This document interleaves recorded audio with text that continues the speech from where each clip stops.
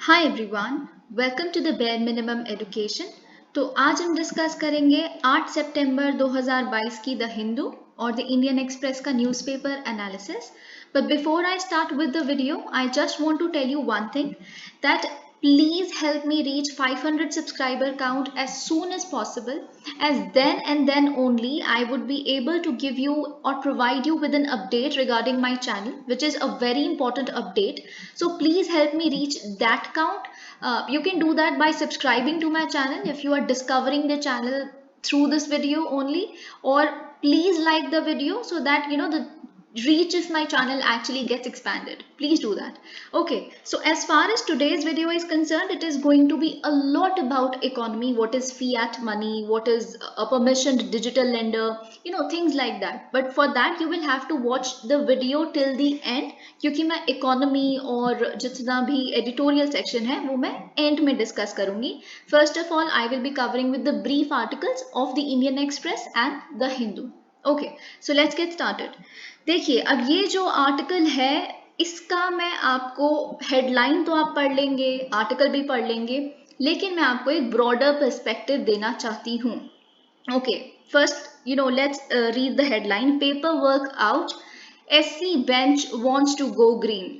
Okay, तो आपको पता चल गया होगा कि ये कुछ डिजिटली डॉक्यूमेंट्स अब लेंगे, कुछ ऐसा आपको समझ आ गया होगा। देखिए, मैं आपको क्या बताना चाहती हूँ कि हमने थोड़े दिन पहले पढ़ा था कि RBI एक बहुत ही बहुत ही ब्यूटीफुल एडिटोरियल था जिसमें ये बताया था कि RBI कैसे शिफ्ट कर रहा है, ट्रांसफॉर्म कर रहा है ग्रीन इकोनॉमी की तरफ। उसमें मैंने आपको बताया था एक डिस्कशन पेपर के बारे में, फिर मैंने आपको बताया था प्रायोरिटी सेक्टर लेंडिंग में भी रिन्यूएबल एनर्जी एक प्रायोरिटी सेक्टर है। So this was an example of that. फिर उसके बाद अब हम ये सुप्रीम कोर्ट का एग्जांपल देखेंगे कि कैसे supreme court is trying to go green. Then उसके बाद इसके आगे ही एक और आर्टिकल आया है इंडियन एक्सप्रेस में ही, जिसमें PM श्री स्कूल्स के बारे में आया है। PM श्री स्कूल्स भी ग्रीन स्कूल्स होने वाले हैं। तो मेरा आपको ये सब कुछ 3-4 चीज़ों का इकट्ठे बताने का मोटिव ये है कि मैं आपको एक ब्रॉडर पर्सपेक्टिव दे सकूं कि ग्रीन एनर्जी के लिए या फिर इन तरह के उसके लिए सिर्फ सोलर प्लांट्स या फिर विंड प्लांट्स या ये बड़ी बड़ी चीज़ें जो हम देखते हैं, सिर्फ इसी चीज़ को मत ध्यान दीजिए। कैसे बड़े बड़े इंस्टीट्यूशंस हमारे देश के, वो भी ग्रीन इकोनॉमी, ग्रीन एनर्जी की तरफ या फिर एक ग्रीन लाइफस्टाइल की तरफ प्रोसीड कर रहे हैं, उसको भी ध्यान में रखें। Okay, RBI, supreme court, schools, everything. Okay, so let's read the article now. Okay, तो सुप्रीम कोर्ट ने वेंसडे को डिसाइड किया है कि वो फिजिकल डॉक्यूमेंट्स को they will do away with that. क्यों? क्योंकि एक कॉन्स्टिट्यूशन बेंच एक डिस्प्यूट सुनने वाला है। कॉन्स्टिट्यूशन बेंच 5 मेंबर बेंच है ये, और जिसको हेड करेंगे DY चंद्रचूड़ जी।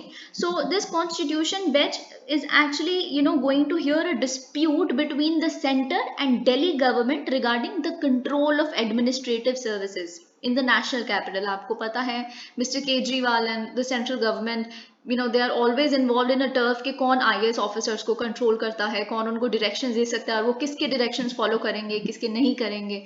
ये सब चीज़ें हम देखते रहते हैं। तो उसी की डिस्प्यूट को डिस्कस करते हुए वो जो हियर करेंगे सितंबर 27 को, if I am not wrong, ये केस लिया जाएगा। तो इस केस को लेने के लिए, उठाने के लिए DY चंद्रचूड़ जी ने कहा है कि हम हम दोनों ही साइड्स को ये बोलेंगे, जो भी दोनों राइवल साइड्स है, कि please do not submit any document in the court, do not do that in physical form. जितने भी डॉक्यूमेंट्स होंगे दे will be made in a digital format. और इन्होंने ये कहा है कि अगर किसी तरह की ट्रेनिंग की भी ज़रूरत है, देखिए इन्होंने कहा है कि ट्रेनिंग कोई बहुत बड़ी बात नहीं है। अगर आप केस लड़ सकते हो, अपना बोल सकते हो केस के बारे में, तो आप छोटी मोटी चीज़ें हैं जो आपको सीखने की ज़रूरत है। अगर बाय चांस आपको नहीं आता डिजिटल उसमें ट्रांसफॉर्म करना खुद को, तो हम ट्रेनिंग प्रोवाइड करवाएंगे। So this is also nice. तो ये चीज़ें आपको बस पता होनी चाहिए थी। दिस वॉज मोर और less an example of how things are turning green, both at the lower level and at the higher level as well. Okay, COVID distress, 1 in 6 MSME loan accounts under government pandemic relief package turns NPA। देखिए क्या हुआ है कि एक indication हमें मिली है कि micro small and medium enterprises यानी कि MSME सेक्टर जो है वो काफी डिस्ट्रेस्ड है। हम पिछले 2-3 सालों से लगातार देख रहे हैं कि MSMEs की जो स्थिति है वो काफी गंभीर है, इन द सेंस एम्प्लॉयमेंट भी वहां पे इतनी जनरेट नहीं हो पा रही, प्रॉफिट्स नहीं हो रहे, a lot many had to shut their businesses in the covid time। तो यही सब कुछ अभी हम एक और तरह का एग्जाम्पल देखने के लिए मिला है इसी चीज के चलते हुए कि हर 6 लोन्स में से एक लोन जो emergency credit line guarantee scheme द्वारा दिया गया था, जो कोविड-19 के एक रिलीफ पैकेज का पार्ट था, मई 2020 में दिया गया था, उसमें हर 6 में से एक लोन एनपीए में कन्वर्ट हुआ है। एमएसएमई को दिया हुआ एनपीए आपको मैंने बताया था, नॉन परफॉर्मिंग एसेट्स क्या होते हैं, जब कोई भी एक लोन जिसका इंटरेस्ट रेट 90 डेज ड्यू हो जाता है, मतलब 90 दिन तक अगर आपने डेडलाइन के बाद 90 दिन तक अगर आपने इंटरेस्ट पे नहीं किया तो आपका जो लोन है वो एनपीए यानी कि बैड लोन में कन्वर्ट हो जाएगा। मैंने आपको ये भी बताया हुआ है कि लोन कैसे एसेट है और डिपॉजिट कैसे एक लायबिलिटी होती है बैंक्स के लिए, क्योंकि लोन्स एसेट इसीलिए हैं क्योंकि उनको एसेट पे अपने इंटरेस्ट मिलता है एक कंसिस्टेंट बेसिस पे, और डिपॉजिट एक लायबिलिटी बैंक्स के लिए इसीलिए होती है क्योंकि उन्हें डिपॉजिट एक तो उन्हें वापस करना है, ऊपर से आपको डिपॉजिट पे भी इंटरेस्ट मिलता है। ठीक है, सो अब हम दूसरा आर्टिकल देखते हैं। Radars along Bangladesh coast, no border deaths, Delhi Dhaka statement. देखिए अभी 2 दिन हो गए हैं शेख हसीना जी को यहाँ आए हुए, तो उसका एक ब्रॉडर एक बहुत ही मतलब ब्रीफ पर्सपेक्टिव दिया हुआ है कि क्या क्या बातें हुई हैं, क्या क्या चीज़ों पे फोकस किया जाएगा आने वाले टाइम में। तो इनका ये है कि नंबर ऑफ डेथ्स जो बॉर्डर के हम दोनों के बॉर्डर पे होती है उसको 0 करा जाएगा आने वाले टाइम में, क्योंकि रेडार्स वगैरह लगाए जाएंगे कोस्टल एरियाज में जो हमारी कोस्टल बाउंड्रीज हैं उधर। और इन्होंने कहा है कि जितने भी डिफेंस प्रोजेक्ट्स हैं जो हमारे लाइन ऑफ क्रेडिट जो हमने दिया था उसमें उसको फाइनलाइज करने के लिए पेस अप किया जाएगा। और क्या क्या बात की है, इन्होंने ये कहा है कि हम नेगोशिएशन स्टार्ट करेंगे कॉम्प्रिहेंसिव ट्रेड पैक्ट के लिए।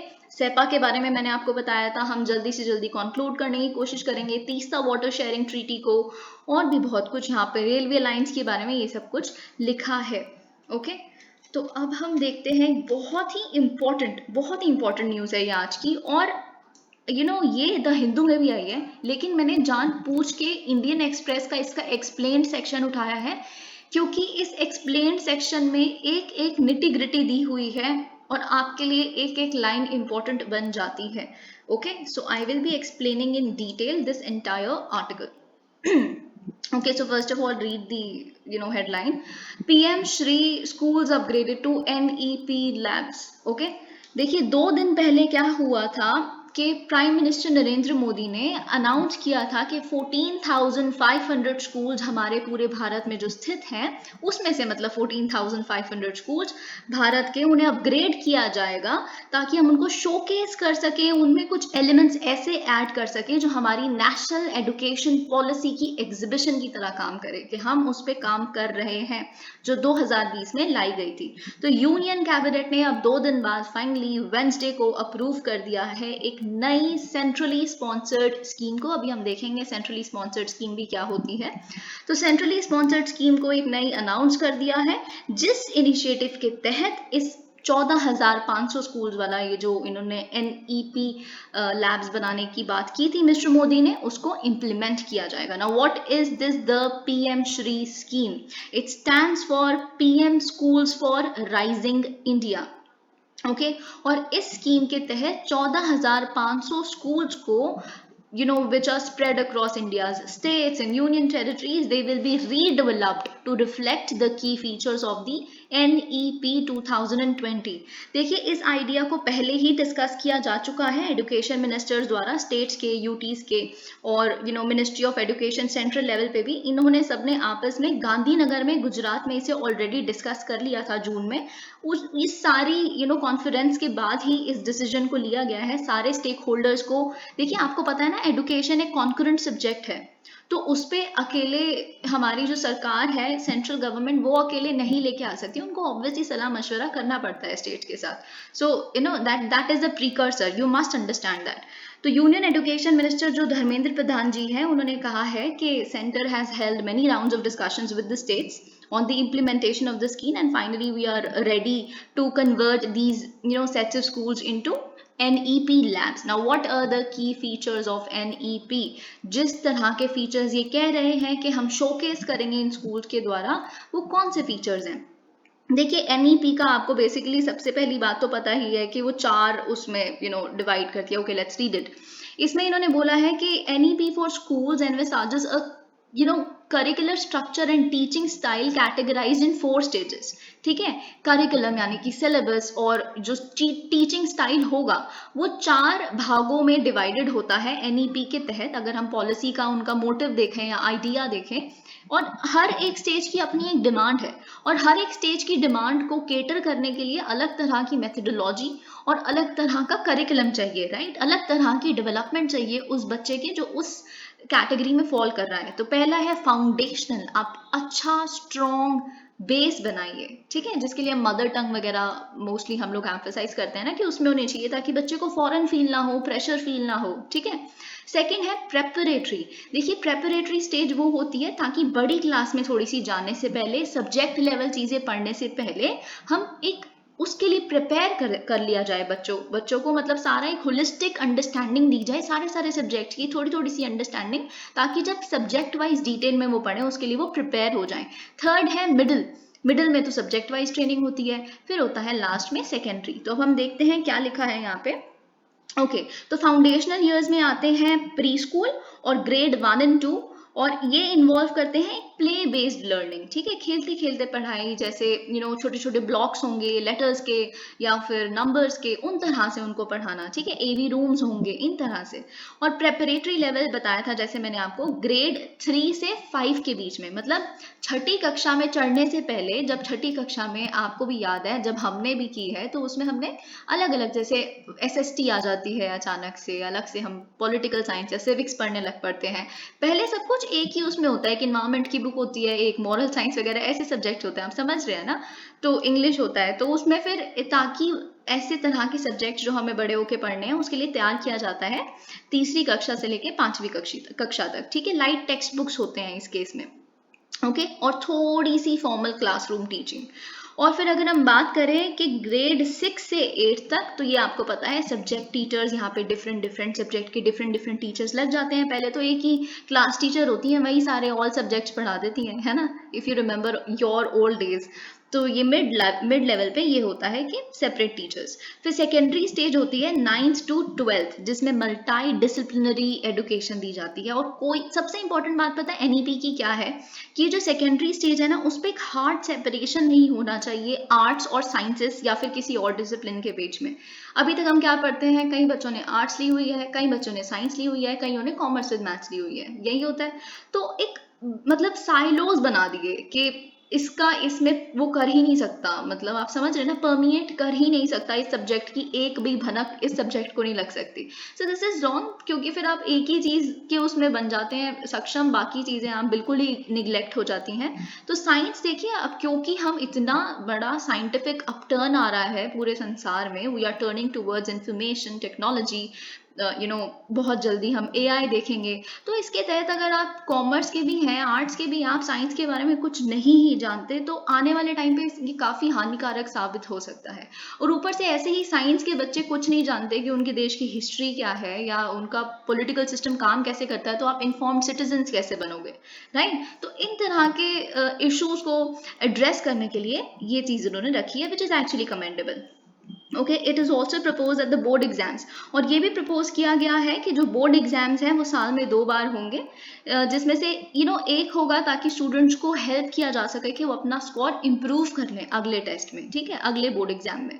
फिर 2 टाइप के मैथमेटिक्स पेपर्स की भी बात की गई है NEP के तहत। इन्होंने ये बोला है कि एक होगा स्टैंडर्ड मैथमेटिक्स का पेपर और एक होगा दूसरा, मतलब थोड़ा हाई लेवल का, कंपिटेंसी चेक करने के लिए, तो उस तरह का पेपर। फिर अगर हम बात करें सेंट्रली स्पॉन्सर्ड स्कीम क्या होती है, देखिए इन्होंने कुछ एग्जाम्पल्स भी लिखे हैं, आपको बहुत अच्छे से समझ आ जाएगा। जो सेंट्रली स्पॉन्सर्ड स्कीम होती है उसमें यूजुअली जो इम्प्लीमेंटेशन का कॉस्ट होता है स्कीम का, वो स्प्लिट होता है 60:40 के रेशो में, मतलब 60% कॉस्ट भरती है यूनियन गवर्नमेंट और उसमें से 40% कॉस्ट बेयर करती है स्टेट या यूटी की गवर्नमेंट। ठीक है, जैसे आप मिड डे मील स्कीम देखते हैं, पीएम पोषण, कई लोग समझते हैं वो सेंट्रल सेक्टर स्कीम है क्योंकि हम मोदी जी को बहुत बार उस पर एम्फोसाइज करते देखते हैं, तो इसीलिए हम समझते हैं पीएम पोषण is a central sector scheme, which is not, it is a centrally sponsored scheme. PM Awas Yojana है ना, ये सारे एग्जाम्पल्स हैं सेंट्रली स्पॉन्सर्ड स्कीम के, और अब तो पीएम श्री स्कूल्स भी एक एग्जाम्पल बन चुका है। लेकिन ऑब्वियसली आपको पता है ये 60:40 रेशो बिल्कुल रिजिड नहीं है, कहीं यूटीज के केस में, नॉर्थ ईस्टर्न स्टेट के केस में, हिली स्टेट्स के केस में, है ना, तो इन केसेस में जो रेशो हो जाता है वो 90:10 हो जाता है, मतलब 90% cost of implementation is actually borne by the central government and the rest is borne by UT और स्टेट गवर्नमेंट। ठीक है, अगर हम देखिए सबसे इंपॉर्टेंट जो इस आर्टिकल का जो मुझे आपके साथ डिस्कस करना था वो ये है एस्पेक्ट, पीएम श्री, केवीज और जेएनवीज, इसके बीच में डिफरेंस, ठीक है, आपको पता होना चाहिए बिल्कुल। तो अगर हम केवी यानी कि केंद्रीय विद्यालय की बात करें या फिर हम जेएनवी यानी कि जवाहर नवोदय विद्यालय की बात करें, तो इनको इंटायरली, देखिए अगर हम बात करें कि they are entirely under centre's ministry of education, आप समझ रहे हो, तो एक आप कह सकते हैं सेंट्रल सेक्टर स्कीम है। सेंट्रल सेक्टर स्कीम भी नहीं, बस इसका जितना भी खर्चा होता है वो कंप्लीटली केंद्रीय सरकार की मिनिस्ट्री ऑफ एजुकेशन उठाती है। ठीक है, it is fully funded by union government, और यही सब कुछ यहाँ पे लिखा है। अगर केवीज की अगर हम बात करें, they largely cater to children of central government employees posted in states and UTs. ठीक है, जब सेंट्रल गवर्नमेंट के एम्प्लॉयज स्टेट्स और यूटीज में, दूसरी स्टेट्स में या फिर यूटीज में पोस्टेड होते हैं, लेकिन आपका बॉस एक्चुअल में सेंटर है, तो उस केसेस में फिर उनके जो बच्चे होते हैं आगे एम्प्लॉयज के, उनको कोई दिक्कत ना है एजुकेशनल डेवलपमेंट में, तो यूजुअली केंद्रीय विद्यालय उनके लिए मतलब खोला गया था। ठीक है, अगर हम बात करें जेएनवीज के बारे में, तो जेएनवीज जो जवाहर नवोदय विद्यालय हैं, ये किसके लिए हैं, they were set up to nurture talented students in rural parts of the country. ठीक है, तो रूरल एरियाज में भी अगर कोई बहुत मेरिटोरियस पीपल हैं, बहुत मेरिटोरियस बच्चे हैं, उनको प्रेरित करने के लिए उनका छोटा सा एक टेस्ट होता है, फिर उनको जेएनवीज में एडमिट कर लिया जाता है, तो उनके लिए है, ताकि उनको प्रमोट किया जाए आगे हायर एजुकेशन के लिए।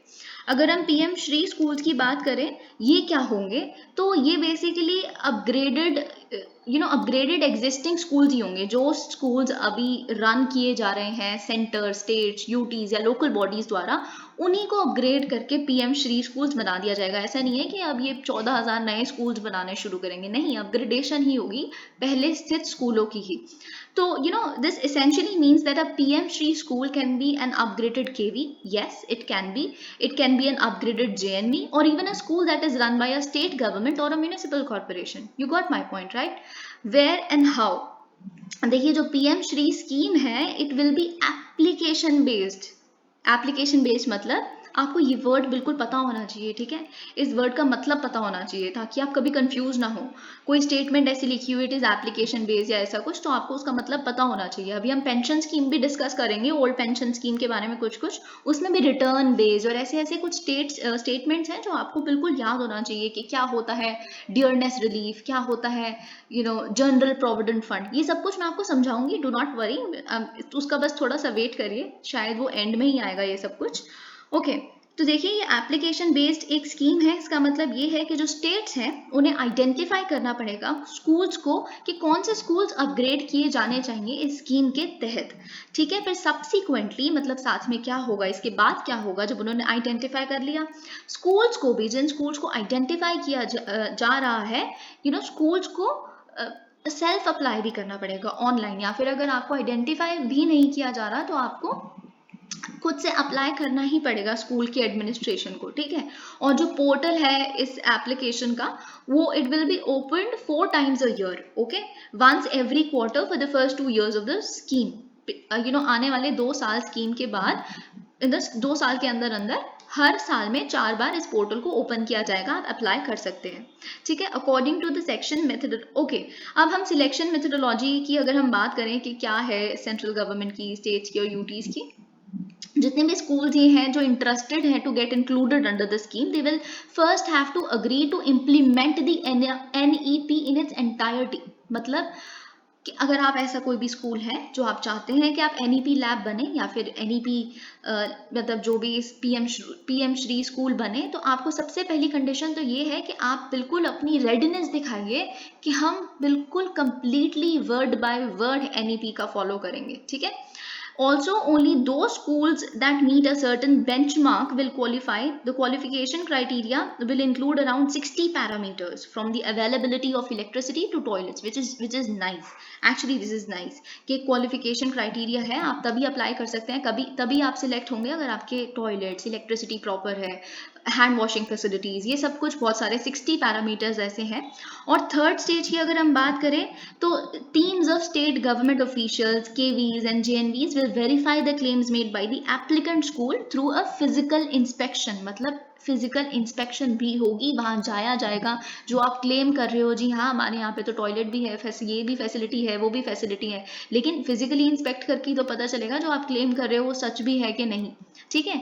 और maximum 2 schools, one elementary and one secondary or senior secondary would be selected per block और ULB यानी कि अर्बन लोकल बॉडीज, ठीक है, एज पर द प्लान। मतलब मैक्सिमम 2 schools ही, जिसमें से एक एलिमेंट्री और एक सेकेंडरी होगा, एक पर ब्लॉक सिलेक्ट किया जाएगा। ये भी बहुत इंपॉर्टेंट फैक्ट है जो आपको याद रखना है। और फाइनल कॉल तो ऑफ कोर्स एक एक्सपर्ट कमेटी द्वारा ही ली जाएगी। Now what's the difference, how PM Shri schools will be different from existing government run schools, because of course government is only running these other schools as well, so how is government being focused so much in a particular category of school, and what exactly the difference would be, ठीक है। तो ये हमें देखना है, क्योंकि अभी तो ये हमें भी नहीं पता, इस आर्टिकल का भी यही कहना है कि इतना तो हमें भी नहीं पता, लेकिन हम जो एक्सपेक्ट कर सकते हैं, जो हमें पता चल रहा है कि वो ये है कि ये जो अपग्रेडेड स्कूल्स होंगे वो काफ़ी सुपीरियर होंगे इन टर्म्स ऑफ इंफ्रास्ट्रक्चर, ठीक है। इंफ्रास्ट्रक्चर इनका बेटर होने वाला है। They will be equipped with labs, smart classrooms, libraries, sports equipments, art room etcetera etcetera. और देखिए सबसे इंपॉर्टेंट जो मुझे आपको बताना था, it shall also be developed as a green school. मतलब water conservation, waste recycling premises में ही होना, एनर्जी एफिशिएंट इंफ्रास्ट्रक्चर होना, integration of organic lifestyle in curriculum. आप समझ रहे हैं, करिकुलम में ही जैसे मॉडल साइंस हम बचपन में पढ़ते थे, इसी तरह का कुछ ग्रीन लाइफस्टाइल के करके सिलेबस में रखा जाएगा, ताकि बच्चों को बिल्कुल अपने फाउंडेशनल ईयर से ही पता हो कि कैसे हमें इन्वायरमेंट के साथ रहना है, घुल मिलकर, उसको हार्म किए बिना। These schools will also offer mentorship to other schools in their vicinity. Okay, now in terms of quality of education, कि quality of education यहाँ पे क्या होगी, there will be special modules on improving foundation literacy and numeracy। मतलब letters सही से, sentences सही से पढ़ पाएँ और numbers वगैरह सही से कर पाएँ, sums perform कर पाएँ। तो इन तरह की चीज़ें के लिए special modules prepare किए जाएंगे individualize करके।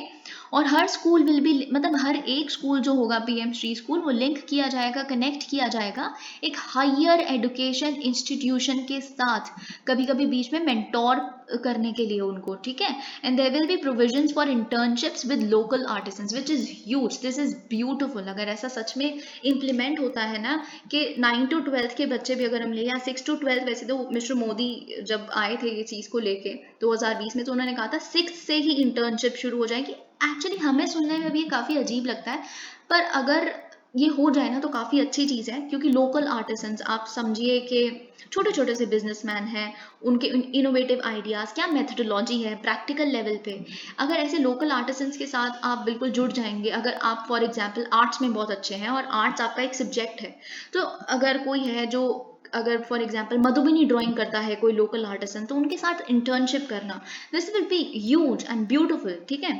तो ये काफ़ी अच्छी बात है। Pedagogy adopted in the schools with be more experimental, holistic, और यही सब बातें यहाँ पे की हैं। ओके, अब देखिए ये तो राजपथ और ये सब कुछ तो हम डिस्कस कर चुके थे कल भी। हम द हिंदू के ऊपर अब शिफ्ट करते हैं। Now this is a very important article, this is something you must do. आप फैनी रिवर के बारे में सब कुछ एकदम अच्छे से आपको पता होना चाहिए। कल हमने कुशियारा रिवर देखा था, आज हम फैनी रिवर देखेंगे। और भी अगर कोई ऐसी रिवर आएगी जो आपको मुझे लगेगा कि आपको बतानी चाहिए, तो मैं आने वाले टाइम में वो भी आपके साथ डिस्कस करूंगी धीरे धीरे। ओके अब क्या हुआ है, इंडिया और बांग्लादेश ने वेलकम किया है establishment of a joint technical committee. अब ये जॉइंट टेक्निकल कमेटी क्यों बनाई जा रही है? क्यों? क्योंकि इन्हें ये स्टडी करेगी कि कैसे गैंजेस का वाटर जो 1996 की ट्रीटी के तहत दोनों के बीच में शेयर होता है, बांग्लादेश उस वाटर को ऑप्टिमली यूटिलाइज कर रहा है कि नहीं। इन तरह की चीजें ये टेक्निकल कमेटी सुपरवाइज करेगी। ओके अब इंडिया की जो साइड है, हमारी इंडियन साइड ने देखिए अभी तक क्या होता है, बांग्लादेश बहुत ज्यादा कि तीसरा वाटर आप शेयर नहीं कर रहे, ये नहीं कर रहे, हम हिस्सा नहीं देंगे, बहुत कुछ ऐसा हम उन्हीं की तरफ से मोस्टली सुनते हैं जो भी उनकी कंप्लेंट होती है। लेकिन एक इंडिया की भी कंप्लेंट है रिवर वाटर से ही रिलेटेड, रिवर वाटर शेयरिंग से ही रिलेटेड। हमने ये कहा है, अपना पॉइंट रखा है कि देखिए जो फैनी रिवर है ना, फैनी रिवर आप प्लीज उसका भी कोई एक इंटरम या फिर कोई एक अर्ली साइनिंग करिए एक वाटर शेयरिंग अग्रीमेंट की, क्योंकि हम काफी अर्जेंट नीड में है इरिगेशन रिलेटेड रिक्वायरमेंट्स जो त्रिपुरा में हमें चाहिए। तो हमारे पास पानी बहुत कम पड़ रहा है, so please do something about it as well. Okay fine, will get to Teesta, we have already gotten Kushiyara done, but let's do something about Feni as well. Okay now what is Feni, क्या ओरिजिनेशन है? ओके सो फेनी जैसा कि आपको पता चल ही गया, ये एक ट्रांस बाउंड्री रिवर है इंडिया और बांग्लादेश के बीच में, और ये ओरिजिनेट होती है सदर्न पार्ट ऑफ त्रिपुरा।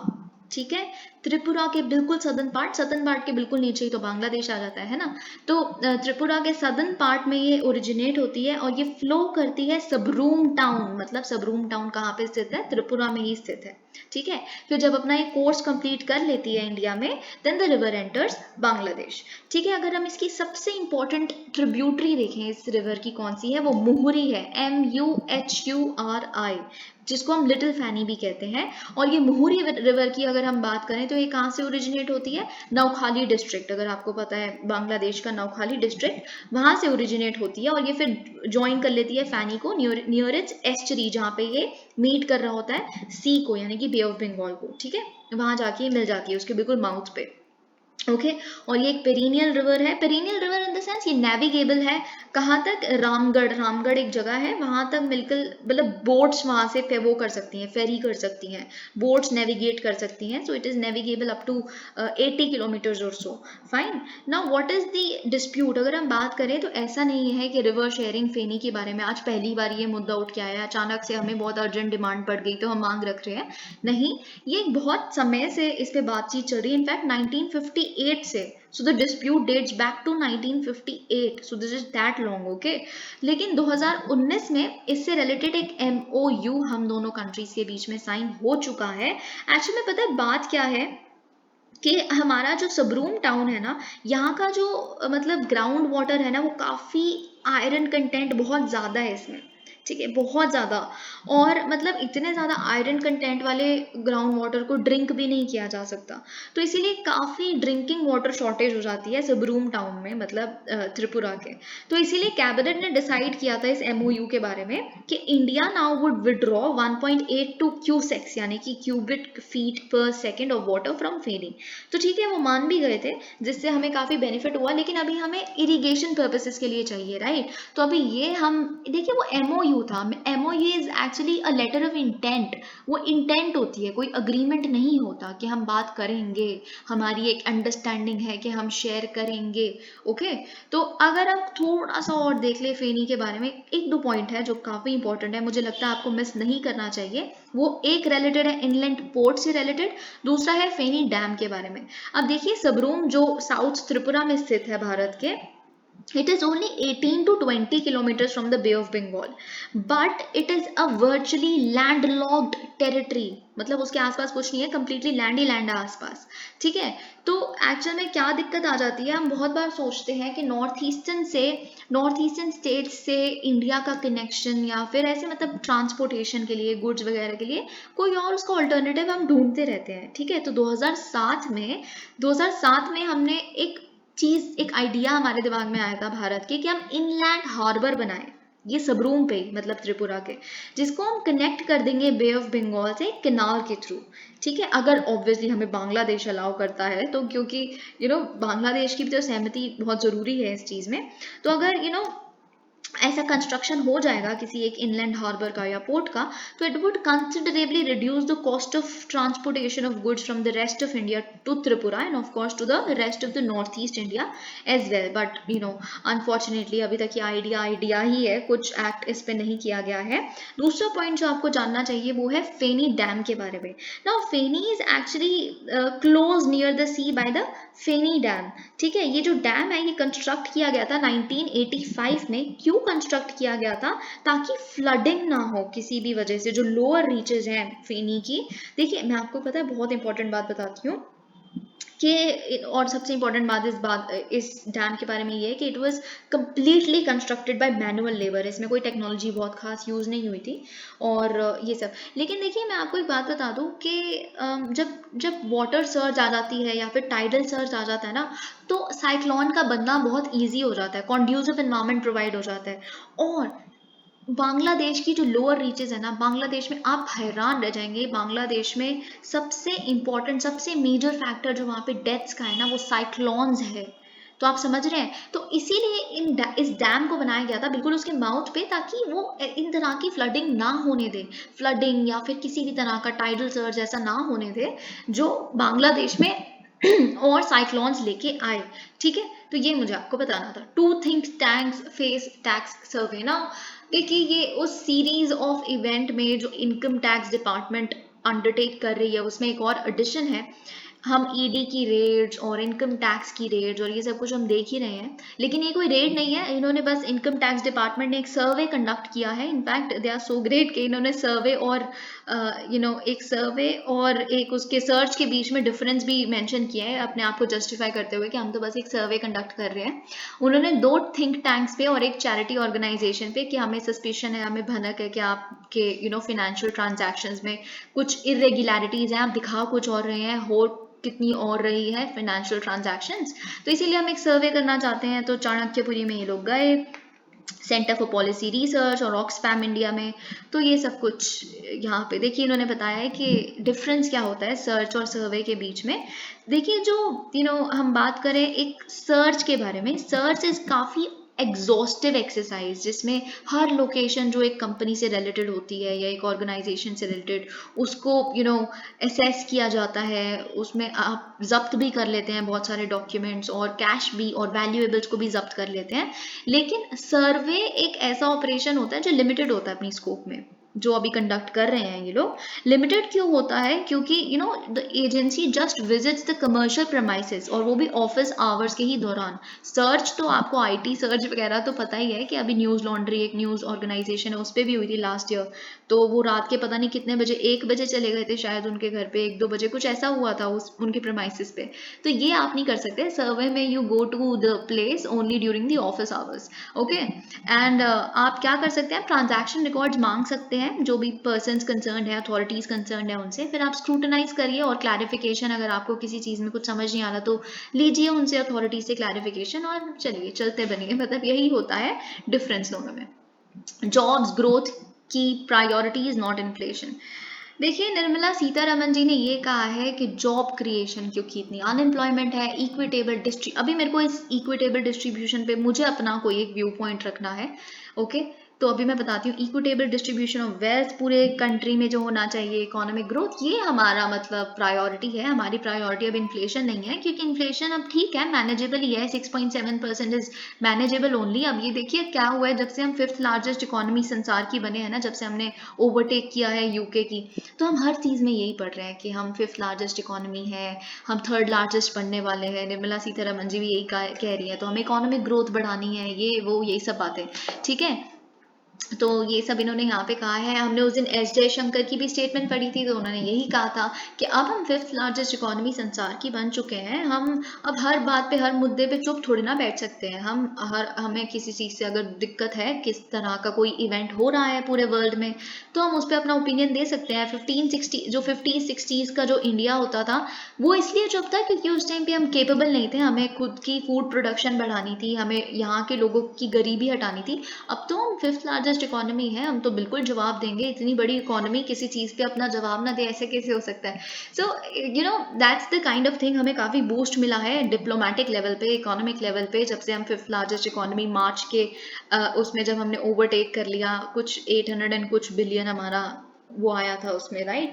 तो अब बात ये है, मेरा क्या ओपिनियन था equitable distribution of wealth. Nirmala Sitharaman ji ने बोल तो दिया कि हम इक्विटेबल डिस्ट्रीब्यूशन ऑफ वेल्थ पे ध्यान दे रहे हैं, लेकिन इन्हीं के द्वारा एक निकाला गया economic survey, if I am not wrong, 2020-21 या फिर 2021-22, आई माइट बी रॉन्ग, उसमें इन्होंने किस तरह से जस्टिफाई किया था कि इक्विटेबल डिस्ट्रीब्यूशन ऑफ वेल्थ इतनी इंपॉर्टेंट बात नहीं है। पता नहीं कहाँ कहाँ से थ्योरियाँ उठा के लेके आए थे ये लोग कि अगर गरीब को बस उसकी गरीबी में देखना नहीं पड़ रहा, बस उनको इतना मिल जाता है वेलफेयर मेजर्स के थ्रू कि वो अपना खाना चला लें और जितनी भी चीज़ें अपना घर पाल लें, वो ज़रूरत ठीक है, मतलब वो खुश रहते हैं इतने में, उन्हें फ़र्क नहीं पड़ता।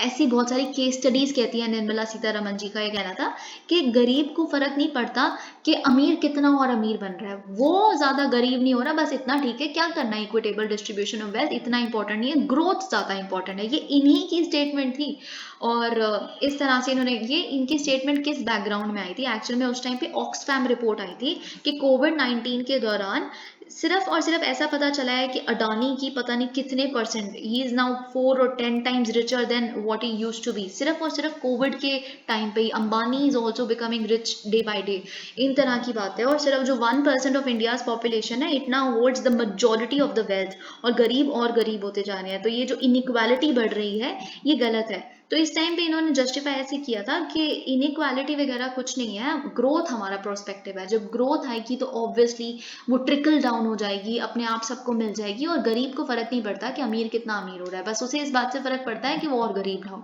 ये इनकी जस्टिफिकेशन थी। तो मुझे नहीं पता कि अपने ही स्टैंसेस को ये लोग कैसे, अच्छी बात है अगर ये सोच रहे हैं इक्विटेबल डिस्ट्रीब्यूशन ऑफ वेल्थ के बारे में, तो बहुत अच्छी बात है।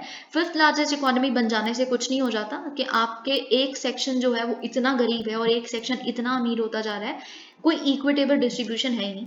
If it is going to happen, equitable distribution, that's good, क्योंकि यू नो लार्जेस्ट इकोनॉमी के बहुत सारे और पैरामीटर्स हैं, सिर्फ यही नहीं कि आप इकोनॉमी या रेवेन्यू के टर्म्स में लार्जेस्ट बन जाएं।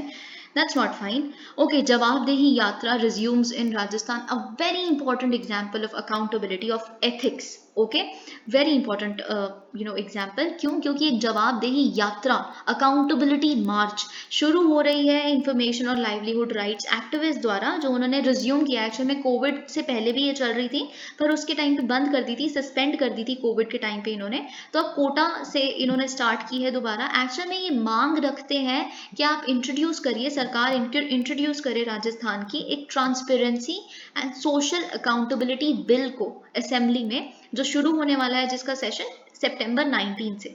ठीक है, तो इनकी ये मांग है। और देखिए बहुत सही भी है, क्योंकि एक्चुअल में कांग्रेस का मैनिफेस्टो जो 2018 में आया था राजस्थान में, उसमें उन्होंने कहा था कि वे इस तरह का बिल लेके आएंगे। तो होना ही चाहिए, अकाउंटेबिलिटी तो बिल्कुल होनी चाहिए हर सरकार की। तो ये आपको दिखाना है, ये एग्जाम्पल उस चीज़ का है कि कैसे लोग अकाउंटेबिलिटी की मांग भी करते हैं। जवाबदेही यात्राएं Rajasthan. Okay, this is something you must remember. Okay, now this is another example. बहुत ही अच्छा एग्जाम्पल है ये, मतलब वेस्ट टू वेल्थ का एक एग्जाम्पल बन सकता है ये, एथिक्स का एग्जाम्पल बन सकता है, इकोनॉमी का एग्जाम्पल बन सकता है। A beautiful example. देखिए, आपको पता है बिहार गवर्नमेंट ने ये 2016 में खुद को एक लिकर फ्री स्टेट डिक्लेयर कर दिया था, नीतीश कुमार की सरकार ने। उस टाइम पे देखिए, आपको पता है कि बिहार में काफ़ी केसेस आते थे डोमेस्टिक वायलेंस के, जो हस्बैंड्स हैं वो अपनी वाइफ को काफ़ी मतलब काफ़ी हरास करते थे, घर आके जब वो पी के आया करते थे। बहुत सारे ऐसे केसेस आते थे। बहुत ही जो महिलाएं थी उन्होंने, आप मतलब यकीन नहीं करेंगे, 2016 में जब न्यूज़पेपर्स आई थी तो इतनी बड़ी बड़ी हेडलाइंस के नीचे इतनी इतनी खुश मतलब सारी महिलाओं की तस्वीरें जिसमें वो इतनी खुश थी, ढोल बजा रही थी कि फाइनली लिकर बैन हो गया है, and they were very happy about it. Okay, इसीलिए मतलब जो नीतीश कुमार की सरकार है वो काफ़ी, जो उनका सबसे स्ट्रॉन्ग सपोर्ट बेस एक्चुअल में विमेन ही है, क्योंकि स्पेशली ये लिकर बैन वाली चीज़ है ना, कि शराब बंद होना, ये काफ़ी उनके लिए वो सही रहा था। देखिए इलीगली होता है क्या नहीं होता वो अलग बात है, पर कुछ तो फर्क पड़ा ही है ना डेफिनेटली स्टेट लेवल पे, बिल्कुल फर्क पड़ा है। ठीक है, तो अब बिहार गवर्नमेंट ने क्या कहा है कि हम फैक्ट्रीज सेटअप करेंगे, कि जो अब हमें मतलब जो हमें जब से 2016 से हमने ये शराब बंद की है, तो जितने भी ऐसी बॉटल्स होती हैं शराब की, ग्लास की, उसको हम अभी क्या करते हैं, देख रहे हैं आप, ये जो अर्थ क्रशर्स हैं इससे क्रश करवा देते हैं एक ही साथ ऐसे रखवा के। ठीक है, इन सारी बॉटल्स को जो जब्त करते हैं, अगर कोई लीगली भी मिलता है कोई शराब पीते हुए ऐसे, या फिर ऐसा कुछ, या स्मगल करते हुए, या फिर उस टाइम पे भी जिनके वहां से मिली थी प्रेमाइसिस में से, तो ऐसे क्रश किए जाते हैं। लेकिन अब क्या किया जाएगा कि फैक्ट्रीज सेटअप की जाएंगी जो ये ग्लास की बॉटल्स हैं उसको ग्लास बैंगल्स बनाने के लिए। ठीक है, ये जो सीज्ड लिकर बॉटल्स होती हैं, और ये किसके तहत होगा, रूरल लाइवलीहुड प्रमोशन प्रोग्राम जीविका। देखिए जीविका एक छोटा सा मतलब ऐसी ऑर्गेनाइजेशन है, जीविका वर्कर्स के बारे में आप जानते होंगे, वो काम करेंगे, उनको ट्रेन किया जाएगा in making glass bangles out of the glass liquor bottles. Okay, ये सब कुछ उन्होंने लिखा है कि उनको ट्रेनिंग भी दी जाएगी, ट्रेनिंग के लिए इनफैक्ट विमेन को, जीविका वर्कर्स को बाहर भी भेजा जाएगा, और यही सब कुछ यहाँ पे लिखा है। Okay, now this is very important. Let me just check if there is any other article. No. AP government rules out bringing back old pension scheme. Now OPS and NPS is something very important. You cannot miss on that. You just cannot, क्योंकि आंध्र प्रदेश, छत्तीसगढ़, झारखंड का तो आप देख रहे हैं पिछले 3-4 दिन से हिंदू में इतना बड़ा बड़ा एडवर्टीजमेंट आ रही है कि हेमंत सोरेन जी लाए ओल्ड पेंशन स्कीम वापस, ऐसी तरह की बातें है ना। तो राजस्थान ने भी प्रॉमिस किया, और ये सब कुछ आपको पता है ओल्ड पेंशन स्कीम के बारे में, ये सब कुछ चल रहा है। ठीक है, लेकिन ओपीएस समझने से पहले हमें समझना है एनपीएस, नेशनल पेंशन सिस्टम। ठीक है, देखिए ऑब्वियसली कोई दिक्कत है नेशनल पेंशन सिस्टम के साथ, तभी तो दोबारा आप पहले जो पेंशन स्कीम हुआ करती थी उस पर वापस जाना चाहते हैं, right? There is something wrong with it. तो अगर हम एनपीएस की बात करें तो सेंट्रल गवर्नमेंट ने इसे इंट्रोड्यूस किया था एनपीएस को जनवरी 2004 में, लेकिन ये मतलब आर्म्ड फोर्सेस पे अप्लाई नहीं होता, बस आपको ये बात भी याद रखनी है, this is a fact that you must remember. और 2018-19 की अगर हम बात करें ना, तो एनपीएस को बहुत ही ज़्यादा लुक्रेटिव और अट्रैक्टिव बनाने के लिए यूनियन कैबिनेट ने कुछ चेंजेस भी स्कीम में लेके आए थे, और वो भी हम डिस्कस करेंगे। ओके, कि सेंट्रल गवर्नमेंट एम्प्लॉयज़ भी कवर होंगे अब एनपीएस में, ये सब वगैरह चीज़ें हुई थी। तो एनपीएस क्यों एक्चुअल में लाया गया था, क्योंकि गवर्नमेंट के ऊपर काफ़ी पेंशन लायबिलिटीज़, उनका अगर आप समझिए एक बजट अगर एक सरकार रिलीज कर रही है ना एक सेशन में या फिर एक पूरे साल के लिए, तो उनका मैक्सिमम जो एक्सपेंडिचर होता था वो पेंशन पे होता था, हर सरकार का, स्टेट, यूटी और इनका सेंट्रल गवर्नमेंट का अभी भी यही होता है। वैसे तो बहुत सारी सब्सिडीज और पेंशन पे ही सबसे ज़्यादा अमाउंट जाता है, लेकिन उस टाइम पे पेंशन लायबिलिटी सरकारों की बहुत बढ़ चुकी थी। और एक न्यूज़ रिपोर्ट ने साइट किया था, यानी कि बताया था कि जो अर्ली 2000s की अगर हम रिपोर्ट देखें तो इंडिया का जो पेंशन डेट था it was reaching uncontrollable levels, and that's why NPS came up. Okay, तो जब एनपीएस को इंट्रोड्यूस किया गया तो फिर central civil services pension rules को भी साथ साथ में 1972 वाले रूल्स को भी अमेंड किया गया। तो एनपीएस है क्या एक्चुअली, एनपीएस अलाउ करता है अपने सब्सक्राइबर्स यानी कि गवर्नमेंट एम्प्लॉयज को, ताकि वो डिसाइड कर सके where they actually want to invest their money by contributing regularly in a pension account throughout their career. अभी बताते हैं कैसे। ठीक है, तो देखिए पेंशन, देखिए एनपीएस में एक्चुअली होता क्या है, आप अपना कुछ अमाउंट कंट्रीब्यूट करते हो।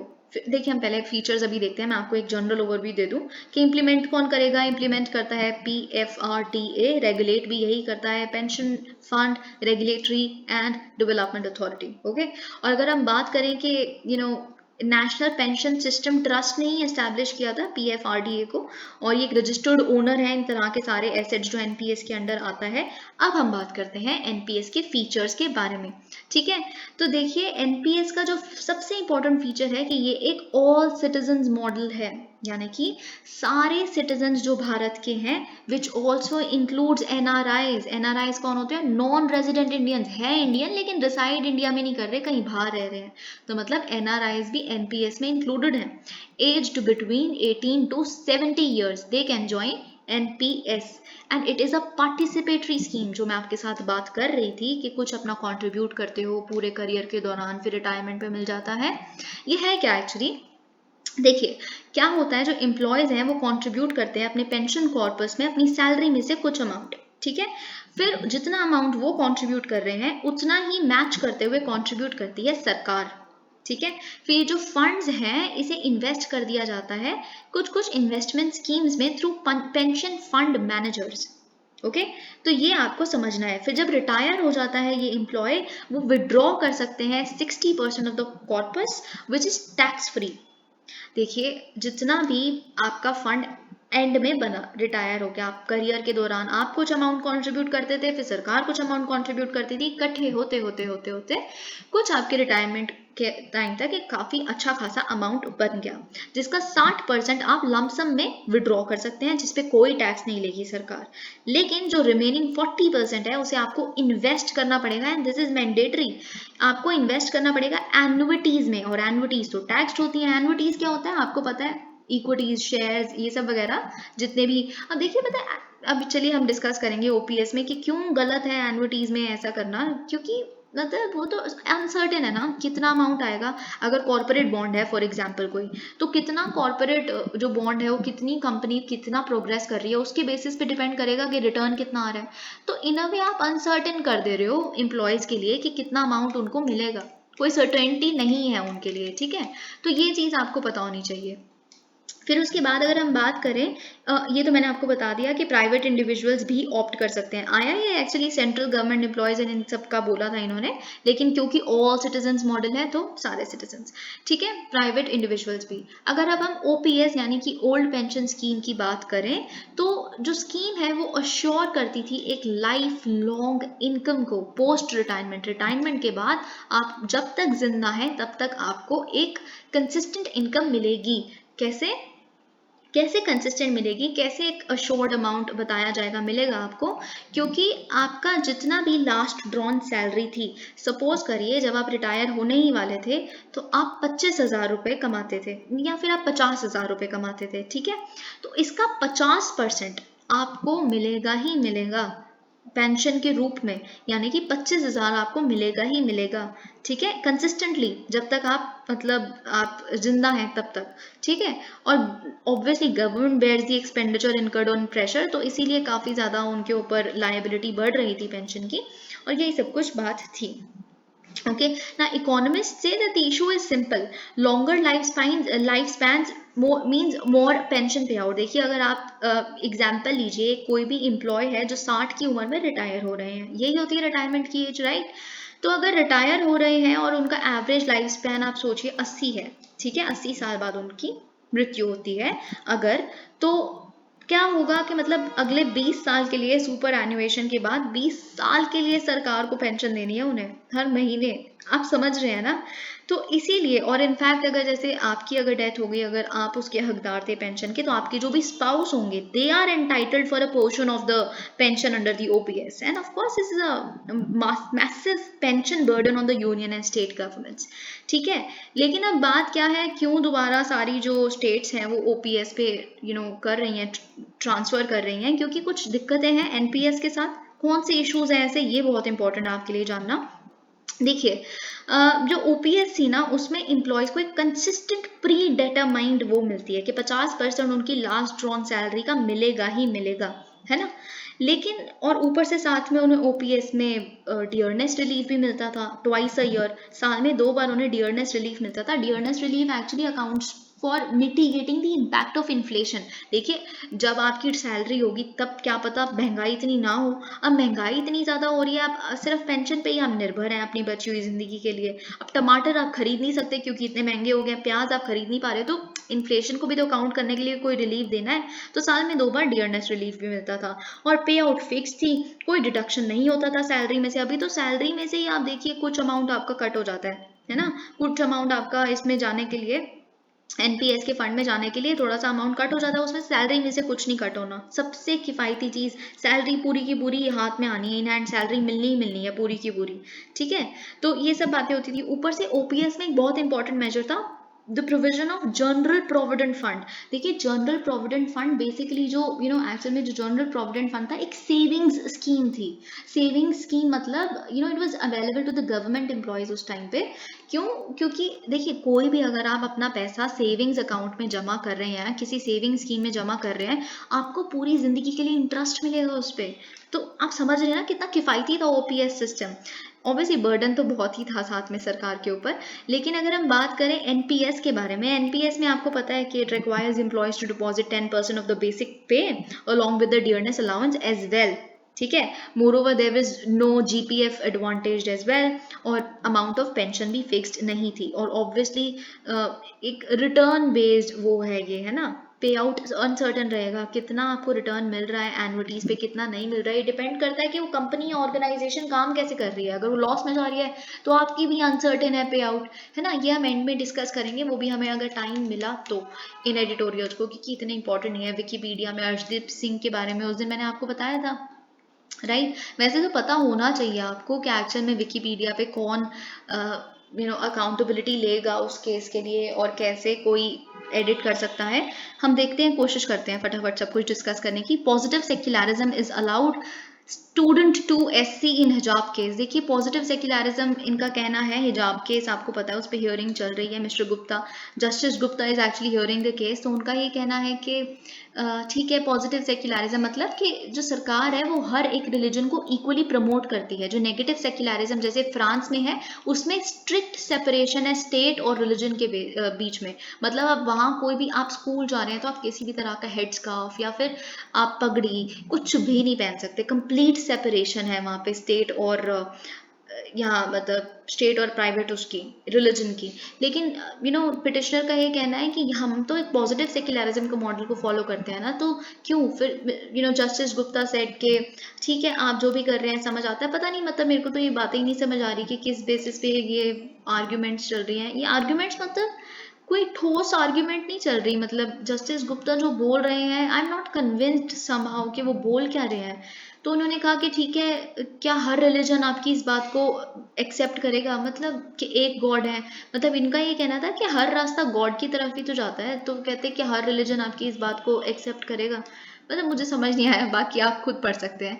Cabinet approves policy on leasing railway land. देखिए यूनियन कैबिनेट ने, obviously which is chaired by PM Narendra Modi, उन्होंने अप्रूव किया है एक रिवाइज्ड पॉलिसी को रेलवे लैंड के लिए। अब इस रिवाइज्ड पॉलिसी के तहत क्या होगा, एक्चुअल में जो रेलवे लैंड है उसको लीज पे दिया जा सकेगा, ताकि आप उधर कार्गो रिलेटेड एक्टिविटीज को कैरी आउट कर सके। कार्गो रिलेटेड एक्टिविटीज या टर्मिनल्स बना सके, कार्गो टर्मिनल्स। कार्गो आपको पता है ना, गुड्स एंड कमोडिटीज, जहाँ पे एक्चुअल में उस टर्मिनल पे मैन्युफैक्चर नहीं होता गुड्स एंड कमोडिटीज का, बस उन्हें ऐसे कार्टन्स में रखा होता है ताकि अगर मालगाड़ी पे चढ़ाना हो, उतारना हो, यहाँ वहीं से डायरेक्टली उसे ट्रांसपोर्ट करवाना हो, तो इसीलिए। तो अब ऐसे कामों के लिए, इन एक्टिविटीज के लिए रेलवे लैंड को लीज पे दिया जा सकेगा 35 सालों के लिए। पहले 5 सालों के लिए दिया जा सकता था, अब 35 साल, विच इज ह्यूज। और वो भी 1.5% of market value of land. Okay, मतलब मार्केट वैल्यू अगर आप सपोज करिए 1 लाख है तो उसका 1.5% उसके रेट पे, मतलब 1.5 लाख पे उसे दिया जाएगा लीज पे, ठीक है। Earlier the limit was 6%, so 6% has to be the 6% of the market value was the limit. Now it has been reduced to 1.5% to actually make the entire policy lucrative and business friendly and things of that sort. Okay, यही सब कुछ यहाँ पे लिखा है। Okay, this is not very important. Ukraine returnees can finish medical courses elsewhere. So this is something very confusing and this is something again not very pleasing, क्योंकि जितने भी यूक्रेन से बच्चे लाए गए थे यहाँ पे जो अपना मेडिसिन परस्यू कर रहे थे, वहाँ पे मेडिसिन परस्यू क्या मतलब पढ़ाई कर रहे थे अपनी एमबीबीएस वगैरह की, तो जब उन्हें यहाँ पे लाया गया तो मिनिस्ट्री ऑफ एक्सटर्नल अफेयर्स द्वारा जो कमेटी बिठाई गई थी, उनका ये कहना था कि एक हम रिपोर्ट ये निकाल रहे हैं जिसके तहत हमारी रिकमेंडेशन ये है कि एक वन टाइम मेजर दिया जाए, क्योंकि ये बच्चे ऑब्वियसली इतनी इन्वेस्टमेंट इन्होंने वहाँ पे की थी, इतने सपने लेके गए थे। ये सारे बच्चों ने नीट तो क्लियर किया ही हुआ है ना, नीट क्लियर किया हुआ है, बस यहाँ पे प्राइवेट गवर्नमेंट जो सीट्स हैं वो इतनी कम है और प्राइवेट सीट्स जो है उसकी फीस इतनी ज़्यादा है, तो इसीलिए मजबूरन इन्हें बाहर जाना पड़ा। तो अब क्योंकि यूक्रेन में इतना बड़ा कॉन्फ्लिक्ट चल रहा है तो यहाँ के प्राइवेट कॉलेजेस में इन्हें एडमिशन दिया जाए as a one time major, ठीक है। तो अब देखिए हेल्थ मिनिस्ट्री ने यानी कि एनएमसी ने, स्पेसिफिकली नेशनल मेडिकल कमीशन ने ये कहा है कि ऐसा नहीं हो सकता, मतलब यहाँ के बच्चों के साथ ये गलत है। आप ऐसा करिए कि हम आपको अलाउ करते हैं कि हम आपको ऑप्शंस दे देंगे। अगर आप यूक्रेन में पढ़ते तो आपको हम ऑप्शंस दे देंगे कि आप जॉर्जिया या अर्मेनिया या इन तरह की कंट्रीज में आप अपना परस्यू कर सकते हो, एडुकेशन को कंप्लीट कर सकते हो, और आप कंप्लीट वहां से कर लेना। लेकिन जो एक्चुअल में डिग्री मानी जाएगी वो डिग्री आप अपनी पेरेंट यूक्रेनियन उसी से लेना, जो भी होगी ना यूक्रेनियन मेडिकल स्कूल होगा उसी से लेना, और वो दिलवा देंगे, मतलब ऐसी कोई दिक्कत नहीं आएगी। लेकिन कैसे, मतलब देखिए एनएमसी के रूल्स क्या कहते हैं। एनएमसी एक्ट ये कहता है कि अगर आप कहीं बाहर से मेडिकल सीख के आते हैं, अगर आप यहाँ एज अ डॉक्टर अपना प्रोफेशन परस्यू करते हैं, तो आपका जो सर्टिफिकेट है एमबीबीएस का या फिर मेडिसिन का, वो सिर्फ किसी एक ही फॉरेन कॉलेज से होना चाहिए। अब देखिए आप ऊपर से, मतलब आप डिग्री वहां से ऑब्टेन करेंगे, डॉक्यूमेंट्स कैसे करेंगे, कब आपके डॉक्यूमेंट्स वेरीफाई होंगे, यूक्रेन में क्या चल रहा है क्या नहीं चल रहा, स्टूडेंट कोऑर्डिनेटर्स, बहुत कुछ है। मतलब बच्चे are very confused about this कि ऐसा कैसे हो सकता है। आप तो हमें ऑप्शन दे दोगे लेकिन हम कैसे मतलब इस सब कुछ को फॉलो कर पाएंगे। ओके, सो देखिए अब ये फिक्स्ड हो चुका है। मिस्टर मोदी का तो अभी नहीं पता, वो मिस्टर पुतिन से मिलेंगे उज्बेकिस्तान में एससीओ की समिट के साइड लाइन्स पे, लेकिन शी जिनपिंग से मिलेंगे कि नहीं ये नहीं पता। लेकिन ये पता चल गया है कि शी और पुतिन मिलने वाले हैं। रशिया और चाइना की bonhomie is something which has become very evident, and we see polarization in the entire world. Russia, China, Iran, North Korea kind of countries have gotten together, and rest of the West has gotten together. Some of the countries are balancer states like ASEAN countries. India is also one of them. So, this is exactly how the big picture comes out to be. Russia to hold supply if price caps imposed. Putin, देखिए पुतिन ने कहा है कि हम अपनी सारी gas exports को और ऑयल एक्सपोर्ट्स को रशिया से फ्रीज कर देंगे, like a wolf's tail in famous Russian fairy tale. ठीक है, तो कोई बात नहीं, आप प्राइस कैप लगवाइए। देखिए प्राइस कैप मैंने आपको पहले भी समझाया था। जो G7 वेल्दी डेमोक्रेसीज हैं, G7 कंट्रीज हैं, उसमें से सबसे इंपॉर्टेंट आपको लंदन बता देती हूँ। लंदन क्यों? London in the sense England. Actually Britain जो है ना, ब्रिटेन सबसे बड़ा शिपिंग इंश्योरेंस देश है। शिपिंग इंश्योरेंस या फिर टैंकर्स वही देता है शिपिंग के लिए या फिर ट्रांसपोर्ट करने के लिए ऑयल वगैरह हर चीज़ को। तो जब अगर लंदन जैसी जगहें अगर मना कर देगी कि एक इतने अमाउंट तक का, इतनी वैल्यू तक का ही आप ऑयल सिर्फ अपने उससे शिप कर सकते हैं, उसके बाद हम आपको शिप्स की इंश्योरेंस ही नहीं देंगे या फिर हम टैंकर्स ही प्रोवाइड नहीं करेंगे, तो रशिया कैसे उस अमाउंट के बाद फिर एक्सपोर्ट कर देगा। तो दैट इज हाउ उसकी सप्लाई कट हो जाएगी और उसके पास रेवेन्यू नहीं आएगा। फिर उसका जो वो स्पेशल मिलिट्री ऑपरेशन यूक्रेन में कंडक्ट कर रहा है उसके लिए फाइनेंस नहीं आ पाएगा, और इस तरह से यूरोप वगैरह जो कंट्रीज हैं वो उनको तोड़ पाएंगे। लेकिन रशिया ने कहा कि आपको क्या लगता है कि मैं नहीं टूटूंगा, आप लोग जो आपकी विंटर आ रही है ना इतनी ज़्यादा, तब आपके पास गैस नहीं होगी, हीटर्स नहीं चला पाएंगे, कब तक आप कितनी इलेक्ट्रिसिटी कट कर लोगे। आपने अपना एनर्जी प्राइस बिल देखा? इनफैक्ट लिज ट्रस अब वो यूके की प्रेसिडेंट बन तो गई हैं, लेकिन एनर्जी प्राइस बिल कैसे कम करेंगी वो, बहुत कुछ मतलब है जो एक्चुअल में यूरोप और वेस्ट के लिए बहुत दिक्कत आने वाली है अगर रशिया ने कम्प्लीटली उसे बैन कर दिया अपने एक्सपोर्ट्स को तो। और उससे भी बात बड़ी है कि ग्लोबल इकोनॉमी कितनी रिसेशन में चली जाएगी, ग्लोबल इकोनॉमिक सप्लाईज कितनी हिट हो जाएंगी, हर कंट्री इफेक्ट होगी। सिर्फ वेस्ट एक डिसीजन ले तो लेगा लेकिन इफेक्ट हर एक कंट्री होगी। Okay, no country in this globalized world, no country can escape the kind of recession that awaits us. Okay, India eyes IMF support ahead of G20 chair। आपको पता है हम G20 की प्रेसिडेंटशिप लेने वाले हैं दिसंबर में इस साल के। तो बस निर्मला सीतारमन जी का ये कहना है कि हम we are actually figuring out कि हमारे फोकस एरियाज क्या होने वाले हैं। हम IMF से भी इन तरह के बारे में बातचीत करेंगे और ये सब कुछ नॉट वेरी इंपॉर्टेंट, बस आपको ये जानना था कि हम G20 के प्रेसिडेंट बनने वाले हैं। ओके, अभी इंडोनेशिया के पास है, राइट। अब CBDC to reduce time cost in cross border business, RBI सनकर। देखिए बहुत इंपॉर्टेंट है। इसके बारे में 2-3 बातें जो बहुत लॉजिकल, बहुत प्रैक्टिकल, जो आपको पता होनी चाहिए, ठीक है, वो मैं आपको बताऊंगी। सबसे इंपॉर्टेंट है क्रिप्टो एसेट्स और सीबीडीसी के बारे में डिफरेंस। तो सीबीडीसी है क्या? सेंट्रल बैंक डिजिटल करेंसी, ठीक है, जो इस साल में इंट्रोड्यूस की जाने वाली है, जो काफ़ी ट्रांजैक्शंस का, क्रॉस बॉर्डर ट्रांजैक्शंस का टाइम रिड्यूस कर देगी और कॉस्ट पे रिड्यूस कर देगी। इन तरह की बातें आरबीआई के द्वारा बोली जा रही हैं। ऑब्वियसली इस साल के बजट में निर्मला सीतारमन जी ने इस चीज़ को इंट्रोड्यूस किया है कि हम लाने वाले हैं सीबीडीसी। तो सबसे पहले हमें देखना है कि क्रिप्टो एसेट्स क्या होते हैं। What is are crypto currencies and CBDCs the same? No, they are not. Then how are they different? अगर एक क्रिप्टो एसेट की बात करें तो वो एक डिजिटल एसेट है, लेकिन डिजिटल एसेट तो सीबीडीसी भी है ना, सेंट्रल बैंक डिजिटल करेंसी, ये भी तो डिजिटल है। तो the funda becomes that all digital assets are not crypto assets. Okay, this is a statement you must remember. Now the distinguishing features of crypto assets are, पहली बात तो ये encrypt कर देता है अपनी इंफॉर्मेशन को, क्रिप्टोग्राफी यूज करता है।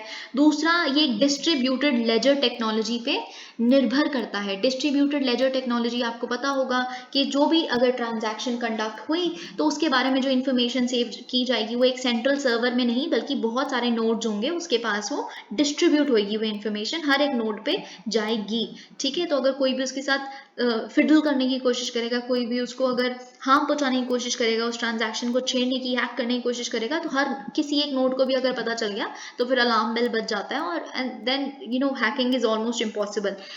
वैसे hackers can do anything but almost impossible. Okay, third point जो क्रिप्टो एसेट्स के बारे में हमें जानना है, there is no need for a third party such as a bank to issue a crypto asset. This you know, क्योंकि एक decentralised currency होती है, ये आपको बहुत बार सुनने के लिए मिलता रहता है।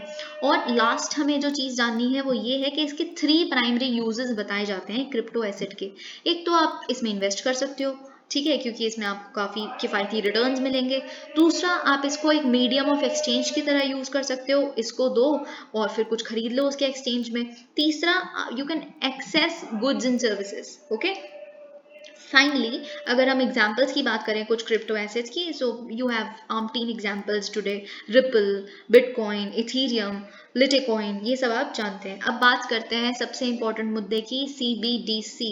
Okay, now CBDC is a legal tender issued by a bank in a digital format। जो आप अगर 5 रुपए का सिक्का देखते हो या 2000 का नोट देखते हो, वही पेपर वाला का एक डिजिटल फॉर्म, उसे कहते हैं लीगल टेंडर। क्या होता है? जैसे लीगलाइज्ड है, मतलब अगर आप वो किसी को पे कर रहे हो, किसी एक टॉफी खरीदने के जाने के रिटर्न में अगर आप एक नोट देते हो दुकानदार को, तो वो आपको मना नहीं कर सकता वो नोट लेने से कि मैं तो इसे एक्सेप्ट नहीं करता, क्योंकि वो लीगलाइज्ड है, लीगल टेंडर है, लीगल करेंसी है, ठीक है। और मैं आपको बड़ा कुछ बताऊंगी अभी, आप बिल्कुल सब्र करिए क्योंकि मुझे कुछ कुछ इंपॉर्टेंट टर्म्स बतानी है। Or see, it will be a fiat money only but in a digital format. What is a fiat money we will see in a minute or so. अगर हम बात करें, ये it is also known as a digital based money या फिर digital fiat currency as I just said, and it is no different from the hard cash apart from the fact that they are in a digital or a virtual form, and it is in no way meant to replace hard cash but to coexist with that as an additional form of payment method, ठीक है। ये बात आपको पता होनी चाहिए। अब मैंने इतनी सारी बातें बोल दी, सबसे इंपॉर्टेंट हमें पहले जानना है फियाट मनी क्या होती है, ठीक है। फियाट मनी एक गवर्नमेंट इशूड करेंसी होती है, उसे गवर्नमेंट इशू करती है, प्रिंट करती है, इशू करती है, एंड इट इज, सबसे इंपॉर्टेंट बात जो आपको इसके बारे में जाननी है, it is not backed by a physical commodity. Okay, जैसे गोल्ड या सिल्वर की वैल्यू उसे डिटरमाइन नहीं करते बल्कि गवर्नमेंट उसे इशू करती है, गवर्नमेंट उसे बैक करती है। आपको मैं एक बहुत इंपॉर्टेंट एग्जाम्पल बताती हूँ। आप अगर कोई भी नोट उठाइए, आप सपोज करिए आप एक 2000 का नोट उठाते हैं, ठीक है। आपने एक 2000 का नोट, एक फियाट करेंसी है, कैसे है देखिए। अब अगर आप 2000 के नोट पे पढ़िए, उसमें आरबीआई के गवर्नर की साइन होंगे। आरबीआई के गवर्नर के साइन के ऊपर कुछ लिखा हुआ है जिसमें वो ये बोलते हैं, गवर्नर बेसिकली ये बोलते हैं, I promise to pay the bearer the sum of 2000 rupees. मतलब उस पूरे नोट की वैल्यू, तो इट इज क्रैप अगर कुछ भी नहीं है, वो तो एक पेपर जंक है अगर ये वर्ड ना लिखा हो तो, क्योंकि ये एक आरबीआई गवर्नर यानी कि सरकार का प्रॉमिस है कि अगर किसी को भी आप ये नोट देंगे तो सरकार प्रॉमिस कर रही है कि मैं आपको 2,000 रुपये दे रहा हूँ। It is a that way, it is a government back currency, ठीक है। और एक चीज़ जो मैं आपको और बताना चाहती हूँ ये है कि इट इज़ अ परमिशनड ब्लॉकचेन, मतलब ये एक परमिशन डिस्ट्रीब्यूटेड लेजर टेक्नोलॉजी है। देखिए वैसे तो परमिसिबल नहीं होता, इन द सेंस कैसे बताऊँ, मतलब जो ब्लॉकचेन होता है परमिशन कब हो जाता है, जब कहीं तरह के सर्टिफाइड एडमिनिस्ट्रेटर्स उसमें कुछ एडिट करना है या इन्फॉर्म करना है या ट्रांजैक्शन को एडिट करना है, सिर्फ वही कर सकते हैं। वैसे अगर आप क्रिप्टो एसेट्स की बात करें ऑलमोस्ट परमिशनलेस होता है वो, कोई भी, it is a decentralised digital letter, right. तो उसको कोई भी परमिशन के बिना ऐसे कर सकता है, तभी तो कोई सेंट्रल अथॉरिटी है नहीं। लेकिन इसमें परमिशन डिजिटल लेजर है, मतलब परमिशन सिर्फ और सिर्फ सरकार के पास ही है, उसको छेड़खानी करने की उसके साथ, ठीक है। अब सबसे इम्पोर्टेंटली हमें ये देखना है, ओके देखिए ऊपर वाले से ज़्यादा इम्पोर्टेंट ये है डिस्कस करना कि उसमें तो विकीपीडिया का सारा प्रोसेस लिखा है कि कैसे कैसे, मतलब मॉडरेशन ऑफ अकाउंटेबिलिटी विकीमीडिया पे आती है या विकीपीडिया पे आती है। तो देखते हैं हम इस पे। पहले डिपार्टमेंट ऑफ कंज्यूमर अफेयर्स जो है उन्होंने रिलीज किया है लीगल मेट्रोलॉजी डिवीजन, एक ड्राफ्ट अमेंडमेंट लेके आए हैं वो, legal metrology packaged commodities rules 2011, मैंने पता नहीं अभी क्या बोल दिया। तो फिर इसमें जो अमेंडमेंट इन्होंने 2011 के रूल्स में की है वो ये कहती हैं, देखिए अब हम पढ़ते हैं इसको, और बहुत इंपॉर्टेंट है, इसकी एक एक लाइन आपके लिए बहुत इंपॉर्टेंट बन जाती है। अभी तो वैसे ड्राफ्ट है, इस पे सबकी सुझाव मांगे गए हैं सबके, अगर कुछ इसमें चेंजेस आएंगे, अगर वो न्यूज़पेपर में आए तो I will discuss it with you. लेकिन प्रपोज्ड अमेंडमेंट्स है क्या, देखिए अगर जितने भी ब्लेंडेड फूड और कॉस्मेटिक प्रोडक्ट्स होते हैं जिसमें कितने सारे नीम तुलसी पता नहीं ये लोग क्या क्या बोलते हैं डले हुए हैं कॉस्मेटिक के प्रोडक्ट्स में या किसी भी चीज़ में जो which are sold in the market, तो उसमें जो की कॉन्स्टिट्यूएंट्स हैं they need to be mentioned on the product packaging पे वो मेंशन होने चाहिए कि कितने कॉन्स्टिट्यूएंट्स हैं, जो जो इसके इंग्रेडिएंट्स डले हुए हैं, ठीक है। क्योंकि it is very common for consumers to assume that the brands claims are accurate, वो बहुत बार बोलते हैं रिच इन आयरन, है ना, लेकिन वो claims rich in iron, no other brand provides with this, but how much rich, क्या पता सिर्फ 0.000 कुछ परसेंट हो, और उतना तो फिर दूसरे ब्रांड भी दे रहे हैं, तो it can be misleading in that way, ठीक है। और एडिशनली क्या होना चाहिए, फ्रंट साइड जो है पैकेज की उस पे it must contain the percentage of the composition of the unique selling proportion, as the name suggests, जो USP होता है यूनिक सेलिंग पॉइंट या यूनिक सेलिंग प्रोपोजिशन, ये क्या होता है, मतलब एक मार्केटिंग स्ट्रैटेजी है जिसे डिज़ाइन किया जाता है कि इन्फॉर्म किया जाए कंज्यूमर्स को कि हमारे ब्रांड की सुपीरियॉरिटी, हमारे प्रोडक्ट की सुपीरियॉरिटी इसलिए है क्योंकि कुछ तरह के इसमें कंपोनेंट्स ऐसे हैं जो हम ही सिर्फ इतने परसेंटेज उसमें प्रोवाइड कर रहे हैं, तो उसका परसेंटेज मेंशन करो अगर आप प्रोवाइड कर रहे हो तो, ठीक है। अगर आपकी जो यूएसपी इतनी ही स्ट्रॉन्ग है तो आप परसेंटेज मेंशन करो उन दो तीन चीज़ों की, ठीक है, जो आप कह रहे हो कि आपके प्रोडक्ट में बहुत ज़्यादा है, वो भी फ्रंट पेज पे, ठीक है। और यही सब कुछ यहाँ पे लिखा है, okay. Also packages displaying key constituents must display a percentage of the content used to make the product, ठीक है। For example, if a brand sells aloe vera moisture or almond milk biscuits, then the maximum percentage of the product should be aloe vera, ठीक है। Aloe vera moisture में ये नहीं कि पानी 50% डला हुआ है, बाकी एलोवेरा 20% डला हुआ है, उसमें पता नहीं कुछ और डला हुआ है जेल जूल सी कितने रिमेनिंग, तो उसमें एलोवेरा मैक्सिमम प्रोपोर्शन होना चाहिए। आलमंड मिल्क है तो उसमें आलमंड सबसे ज़्यादा होने चाहिए, ठीक है, समझ रहे हैं ना आप इस चीज़ को, वरना तो आपका नाम ही मिसलीडिंग है। आलमंड मिल्क के नाम पे आप उसमें आधे ज़्यादा पता नहीं गाय भैंस का आपने कोई मिल्क डाला हुआ है, तो विच इज़ अजीब है ना, आप ऐसा नहीं कर सकते। तो यही सब कुछ यहाँ पे लिखा है कि कंज्यूमर कभी भी मिसलीड नहीं होना चाहिए, और उन्होंने सजेस्ट किया है इन ड्राफ्ट अमेंडमेंट ने कि एटलीस्ट 2 प्राइम कंपोनेंट जैसा मैंने आपको बताया था they should be declared on the package front side package की और ब्रांड नेम के साथ, ठीक है। करंटली क्या होता है, जो मैन्युफैक्चरर्स हैं they list the ingredients and the nutritional information only on the back side of the packaging, but now we see the change, okay. और ये जो प्रपोज सेक्शन 6 क्लॉज 1 BA ये स्टेट करता है कि एक कमोडिटी जो है अगर एक से ज़्यादा कॉन्स्टिट्यूएंट को कंटेन करती है तो जो उसकी फ्रंट साइड होगी पैकेजिंग की, it must include a declaration of 2 or more commodities primes constituents along with the brand name. This declaration must also include percentage or quantity of USPs of the product in the same font size. अब देखिए सबसे important बात है कि font size same होना चाहिए, ठीक है, परसेंटेज की क्वांटिटी कितनी है ये सब वगैरह सब कुछ फॉन्ट साइज सेम होना चाहिए। यूएसपी मतलब अगर आप इतना बड़ा बड़ा दिखा रहे हो कि रिच इन आयरन, तो जितना बड़ा रिच इन आयरन लिखा है उतना बड़ा ही लिखो आयरन की परसेंटेज कितनी है, ठीक है, क्वांटिटी कितनी है, उतना ही font size. This is also something that you must remember. और सबसे इंपॉर्टेंट पॉइंट जो आपको याद रखना है कि ये जो नई ड्राफ्ट अमेंडमेंट है ये मैकेनिकल और इलेक्ट्रिकल कमोडिटीज पे नहीं अप्लाई होती, ठीक है, तो इससे आपको ये भी चीज़ याद रखनी है। अब ये हम थोड़ा सा ब्रीफली देख लेते हैं। आपको पता है अर्शदीप सिंह जी के साथ क्या हुआ, फ्रॉम इंडिया की जगह फ्रॉम खालिस्तान, और मेजर अर्शदीप सिंह बाजवा इनका नाम कर दिया गया था विकीपीडिया पे, इनके पेज पे। तो ऑब्वियसली फिर जो हमारी minister of state for electronics and IT, उन्होंने बोला कि किसी भी तरह के इंटरमीडियरी जो ऑपरेट कर रहे हैं इंडिया में, हम उन्हें परमिट नहीं करते इस तरह की मिस इन्फॉर्मेशन के लिए, ठीक है, क्योंकि हमारे गवर्नमेंट की expectation of a safe and trusted internet को वॉयलेट करते हैं। सबसे इंपॉर्टेंट पॉइंट देखिए, ये जो कहानी लिखी है फिर भी आप खुद पढ़ सकते हैं। आपको पता है कि ऑलमोस्ट हर कोई विकीपीडिया के पेज को, जितने भी वॉलंटियर्स हैं उसे, Wikipedia is a kind of encyclopedia, right, एक मल्टीलिंगुअल फ्री ऑनलाइन इंसाइक्लोपीडिया है which is written and maintained by a community of volunteers through open collaboration and a wiki based editing system. कोई भी इसे edit कर सकता है, चाहे supreme editors या एडमिनिस्ट्रेटर एडिटर्स हैं, लेकिन ऑब्वियसली एडिट इन्हें किसी के पास भी सर्टिफिकेशन है वो कर सकते हैं, ठीक है।